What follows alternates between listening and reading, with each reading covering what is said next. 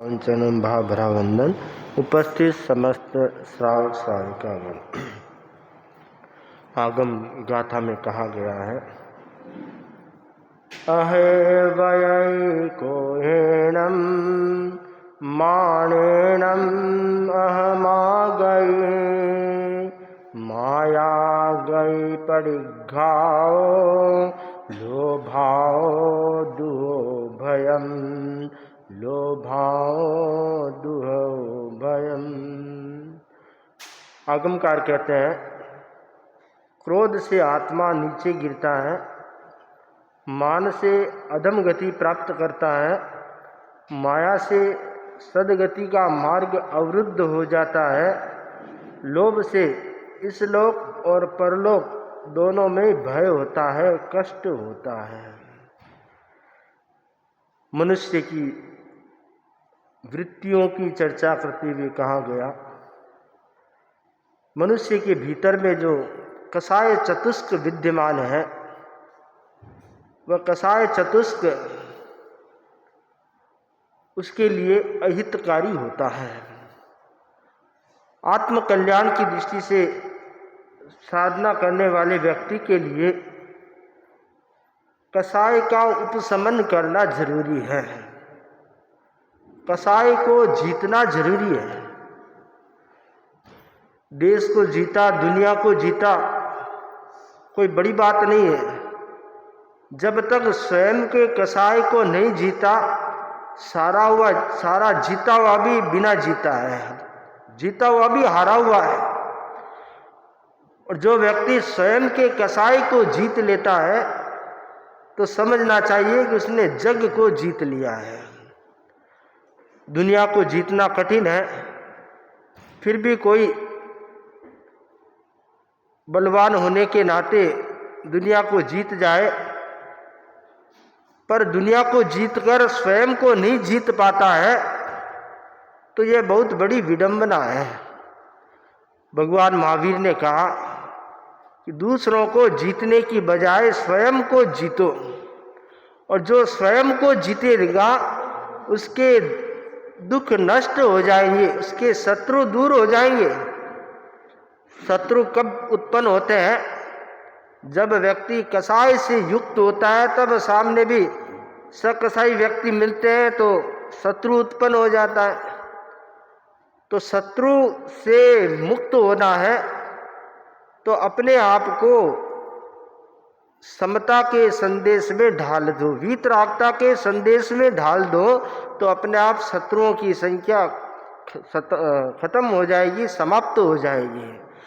तो अपेक्षा है, ये चार महत्वपूर्ण चीज़ें हैं, क्रोध, मान, माया और लोभ।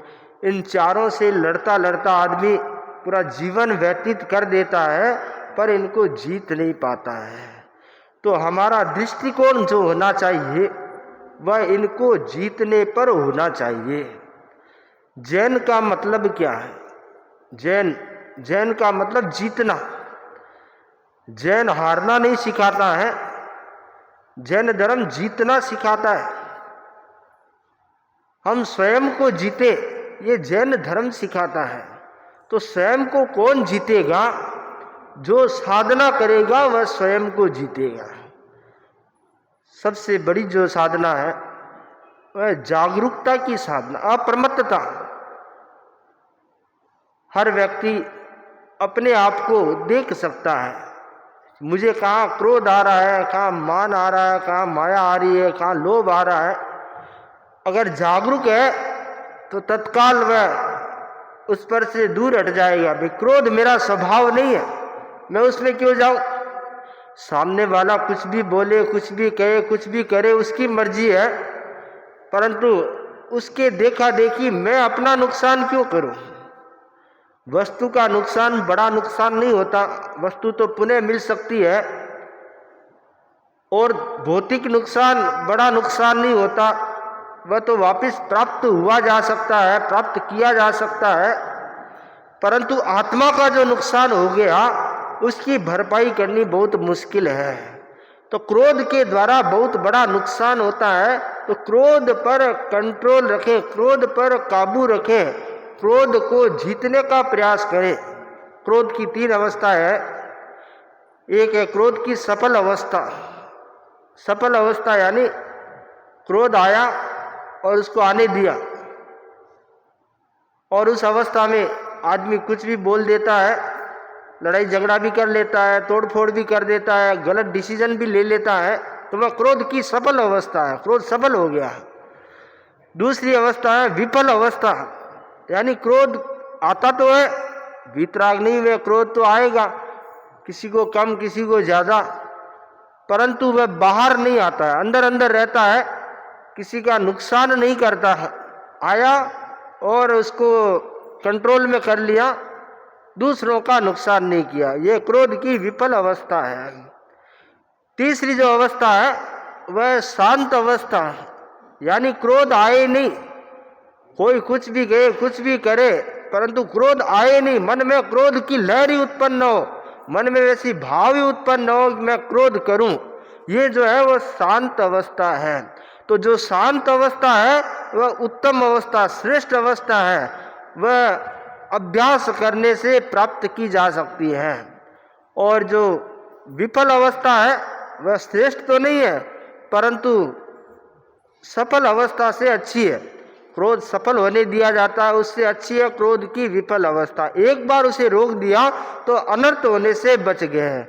हालांकि बहुत सारे लोग कहते हैं कि दबा दिया तो वापस दुगने वेग से आएगा, कोई ज़रूरी नहीं है, उस समय रोक दिया अनर्थ से बच गए, बाद में उसका रेचन कर दो, धीरे धीरे धीरे उससे निकाल दो तो वह समस्या उत्पन्न करने से बच जाएगा। तो क्रोध सफल न हो, क्रोध विफल हो, ऐसा हर एक का प्रयास होना चाहिए। और क्रोध की अवस्था आए नहीं, शांत रहे, यह तो अति उत्तम अवस्था है। तो जो क्रोध पर विजय प्राप्त करने का अभियान चलाता है या क्रोध पर विजय प्राप्त करने की कोशिश करता है, वह वास्तव में सचमुच साधक होता है और वह साधना के पथ पर आगे बढ़ता है और उसकी जीवन शैली अपने आप बेहतर बन जाती है, बेस्ट बन जाती है। बहुत सारे लोग ऐसे होते हैं जिनकी जीवन शैली में क्रोध रचा बसा होता है कि क्रोध दिन में 2-4 बार नहीं करे तो उनको शांति नहीं मिलती है। परंतु क्रोध से मिलता क्या है, एक बार का काम हो जाता होगा, सामने वाले लोग डर जाते होंगे, पर उससे होना क्या है, सामने वालों के मन में घृणाई उत्पन्न होगी, नफरत उत्पन्न होगी, शत्रुता का भाव उत्पन्न होगा। तो वही अगर समभाव में, समता के भाव में, शांत अवस्था में कोई बात कही जाती है तो सामने वाला इजीली काम भी करेगा और शत्रुता का भाव भी उसके मन में उत्पन्न नहीं होगा, शांत रहेगा, मित्र भाव बना रहेगा। तो क्रोध को सफल न होने दें और क्रोध की शांत अवस्था बनाए रखने का प्रयास हर एक को करना चाहिए। तो कब होगा, जब जागरूकता होगी। रात को सोने से पहले जैसे दुकानदार अपने दुकान का हिसाब मिलाता है, खाते मिलाता है, आय व्यय मिलाता है, वैसे ही अपने दिन भर का आय व्यय मिलाना चाहिए। आज मुझे कितना क्रोध आया, कितनी बार मैंने उसे विफल किया और किन किन परिस्थितियों में मैं शांत रहा। तो रोज़ की डायरी में अगर उसे लिखा जाता है तब व्यक्ति को पता चलता है कि मुझे कितनी बार क्रोध आता है और कितनी बार मैंने उसे विफल करने का प्रयास किया और कितनी बार अनावश्यक रूप से क्रोध कर लिया। बिना क्रोध भी काम हो सकता था, परंतु फिर भी मैंने क्रोध कर लिया। तो ये सब पता कब चलेगा, जब स्वयं की निगरानी स्वयं रखोगे तब पता चलेगा। जैसे ड्रोन से निगरानी की जाती है, कैमरे से निगरानी की जाती है, कौन आ रहा है कौन जा रहा है, वैसे ही अपनी निगरानी, अपना ड्रोन अपना कैमरा खुद ही है, खुद की निगरानी खुद करेंगे तब हम उस वृत्ति पर विजय प्राप्त कर सकते हैं, क्रोध पर विजय प्राप्त कर सकते हैं।